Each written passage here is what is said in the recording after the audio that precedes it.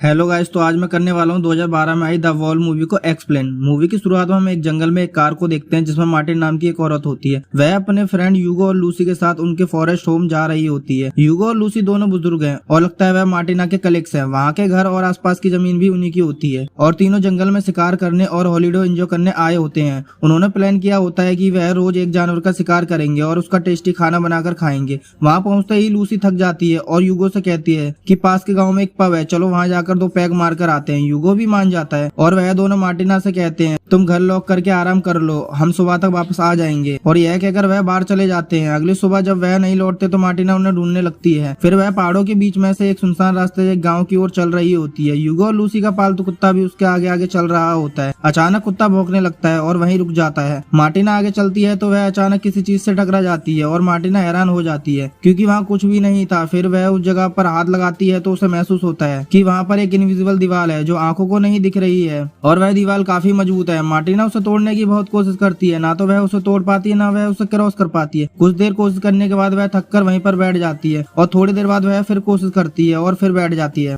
और फिर कुछ घंटों बाद वापस घर जाने का फैसला करती है और कुत्ते को साथ लेकर वापस चल देती है। अगले दिन वह फिर उस रास्ते से जाने का सोचती है और कहती है कहीं मैं पागल तो नहीं हूँ कि मैं कहीं ऐसा सोच रही हूँ, शायद वह मेरा वहम होगा। इस तरह सोचकर फिर दोबारा वह उसी जगह पर पहुंच जाती है, लेकिन अब भी वह उसे क्रॉस नहीं कर पाती। उसे अब ज्यादा डर लगने लगता है। वह फिर से घर लौटती है, तब उसे रास्ते में एक बुजुर्ग कपल दिखाई देता है। वह कुछ काम कर रहे थे। उन्हें देखकर मार्टिना को तसल्ली होती है और वह हेलो हेलो कहकर पुकारने लगती है। जब वह पास पहुंचती है तो वहाँ पर भी उसे कोई इनविजिबल दीवार रोकती है। लगता है यहाँ पर भी एक इनविजिबल दीवार है। इतना ही नहीं, इन दोनों बुजुर्गों को देखकर लगता है कि वह इंसान नहीं पुतले हैं। अब मार्टिना अपने माइक्रोस्कोप से देखती है तो उसे लगता है कि वह इंसान ही है जो वक्त के किसी पल में रुक गए हैं और वहीं फ्रीज हो गए हैं। मार्टिना सोचती है इस इनविजिबल दीवार के उस तरफ सभी लोग मर चुके हैं और वह इन्हीं दीवारों के बीच अपने दिन काटने लगती है। रोज की तरह वह एक दिन जंगल में चल रही होती है। उसे अचानक वहाँ एक गाय दिखती है। पहले तो मार्टिना डरकर दूर भागती है, लेकिन फिर वह अपने अकेलेपन के बारे में सोचकर गाय को अपने साथ रख लेती है। गाय दूध भी देती है जिससे मार्टिना रोज चाय और कॉफी बना लेती है।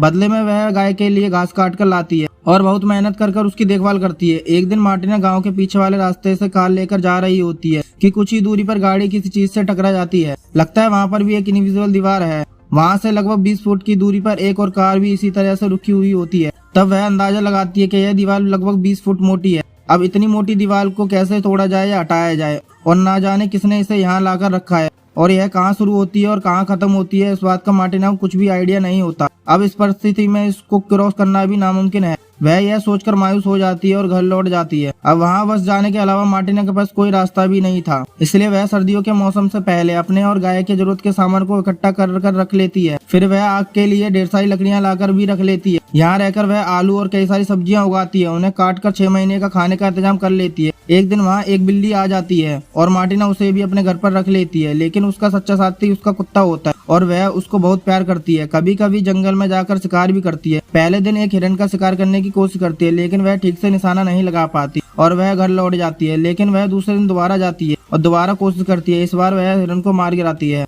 फिर वह हिरन को घर ले आती है और खाना बनाकर खा लेती है। अगले दिन वह पहाड़ पर पहुंचती है। वहाँ सूरज और उसकी रोशनी से रंगा हुआ आसमान देखकर उसमें खो जाती है और वहीं पर सो जाती है। जब वह घर लौटती है तो बिल्ली का बच्चा हुआ होता है और उसके दिन हफ्तों में और हफ्ते महीनों में गुजर जाते हैं और उसकी जिंदगी बहुत आराम से कट रही होती है। एक दिन अचानक तेज तूफान आता है और बर्फ भी गिरती है। बिल्ली का बच्चा बेचारा मर जाता है और मार्टिना दुखी होकर उसे दफना देती है। वह अपने रोज के एक्सपीरियंस को एक डायरी में लिख रही होती है ताकि यहाँ की जिंदगी को वह भूल न जाए। बाहरी दुनिया से इस तरह से कटकर रहने में डर लगता है कि कहीं वह पागल ना हो जाए। वहाँ एक ही डायरी होती है और उस डायरी के भर जाने तक लिख सकती है। जब उसकी डायरी भर जाएगी तो यह कहानी भी वहीं खत्म हो जाएगी। फिर कुछ ही दिनों में बहुत कठिन सर्दियाँ आ जाती है। मार्टिना बेचारी अब घर में ही बंद रहती है। खाने पीने की सारी चीजें घर पर ही होती है और वह रोज कुछ न कुछ पकाकर खा लेती है, लेकिन वह कहीं बाहर नहीं जाती और वह सारा दिन घर के अंदर ही रहती है। इसी बीच गाय का एक बछड़ा होता है और मार्टिना उसकी डिलीवरी में मदद करती है और बड़ी मुश्किल से बछड़े को बाहर निकालती है। बछड़ा पैदा होता है और वह उसे भी संभालती है और किसी तरह से जाड़े का मौसम भी बीत जाता है। अब मार्टिना घर पर ही रहकर तंग आ चुकी थी और उसकी डायरी में 25 मई लिखा होता है। मार्टिना लिखती है जंगल में रहते रहते लगभग 1 साल गुजर चुका है और इस बात की एनिवर्सरी मनाने के लिए मैं पहाड़ पर जाने वाली हूँ। फिर वह कुत्ते को लेकर पहाड़ पर जाती है और शाम तक वहाँ का दृश्य देखती है और कहती है कि जो हो गया सो हो गया, आज से मैं जिंदगी की नई शुरुआत करूंगी।